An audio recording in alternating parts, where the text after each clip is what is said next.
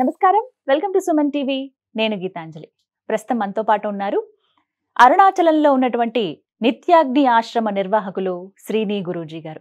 నిత్యాగ్ని ఆశ్రమం గురించి చెప్పాలంటే ప్రతిరోజు అండి గత 10 సంవత్సరాలుగా నిర్విరామంగా అన్నప్రసాద వితరణ చేస్తూ ఉన్నారు. ప్రత్యేకించి మధ్యాహ్నం సమయంలో చూసుకుంటే 11:30 నుంచి 3:30 గంటల వరకు ముందుగా సాధు పుంగవులు ఎవరైతే ఉంటారో వారికి, అలాగే అన్నార్తులు కావచ్చు, అక్కడికి వచ్చేటువంటి పర్యాటకులు కానీ యాత్రికులు ఎవరైతే వస్తారో ఆ స్థలాన్ని సందర్శించేవారు వారికి ఇలా అన్నప్రసాద వితరణ చేస్తారండి. అత్యద్భుతమైనటువంటి అవకాశంగానే భావించాలి ఇది మనం. అలాగే గురువుగారు ప్రత్యేకంగా సర్వదేవతా హోమాలు నిర్వహిస్తూ ఉంటారు.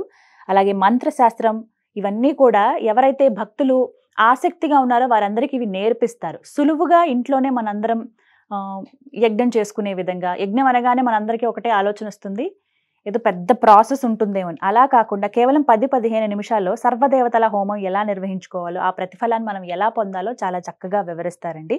ఇలా ఎంతో మందికి నేర్పించి భక్తి మార్గంలో నడిపించారని చెప్పడంలో అతిశయోక్తి కాదు.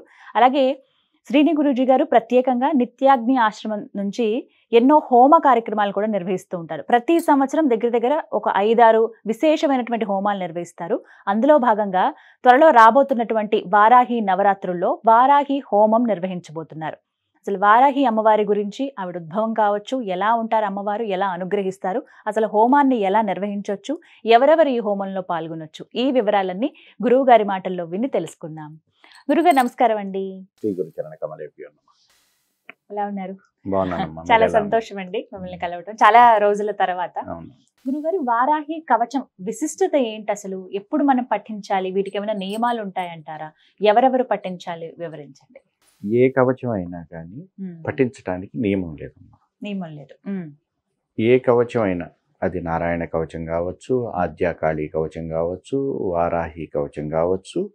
ఆ కవచం ఏం చేస్తుందంటే, మనం కవచం పఠించినంత మాత్రం చేత మన చుట్టూ ఒక ప్రొటెక్షన్ లేయర్, గార్డింగ్ ఏర్పడుతుంది అనమాట. ఆ గార్డింగ్ ఏం చేస్తుందంటే మనకి ప్రొటెక్షన్ క్రియేట్ చేస్తుంది దుష్ట శక్తుల నుంచి, ఒక పరిస్థితుల నుంచి, అడ్వర్స్ సిట్యువేషన్స్ నుంచి.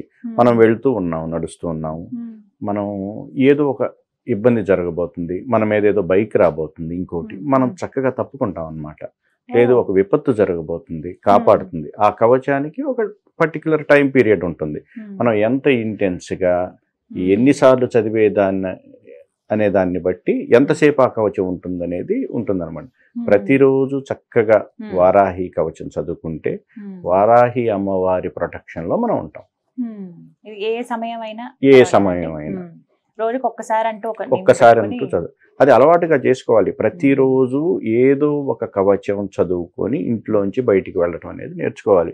అది వారాహి కవచం కావచ్చు, కాళీ కవచం కావచ్చు, నారాయణ కవచం కావచ్చు, ఏదైనా కానీ మీకు ఏది ఇష్టమైతే ఆ కవచం. ఆ కవచం వల్ల ఏంటంటే మనం సేఫ్గా ఇంటికి మళ్ళీ రిటర్న్ వస్తాం అనేది మనకి కాన్ఫిడెన్స్గా ఉంటుందన్నమాట. ఒక దేవతా శక్తి నా చుట్టూ ఉండి కాపాడుతుంది అనేది మనం నమ్మవచ్చు అనమాట. అది మీరు ప్రూవెన్గా కూడా చూడవచ్చు. విన్నారు కదా. మీరు కూడా ఎవరైనా వారాహి హోమంలో పాల్గొనాలి అనుకుంటే స్క్రీన్ పైన నెంబర్స్ ఇస్తామండి, మీరు సంప్రదించవచ్చు.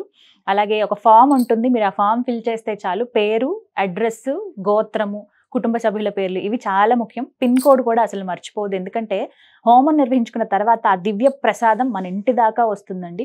మీరు ఎక్కడ ఉన్నా సరే ఆన్లైన్లోనే మీరు చక్కగా ఎన్రోల్ చేసుకోవచ్చు. దానికి సంబంధించిన డీటెయిల్స్ అన్నీ కూడా నేను మీకు అందిస్తాను. మరీ ముఖ్యంగా వారాహి హోమం గురించి చాలామంది ఎన్నో ప్రశ్నలు అడిగారు. వారన్నిటికీ డీటెయిల్డ్గా ఇన్ఫర్మేషన్ ఇచ్చారు గురువుగారు. అసలు ఎందుకు చేసుకోవాలి, ఎటువంటి ఫలితాలు వస్తాయి, ఇవన్నీ చెప్పి.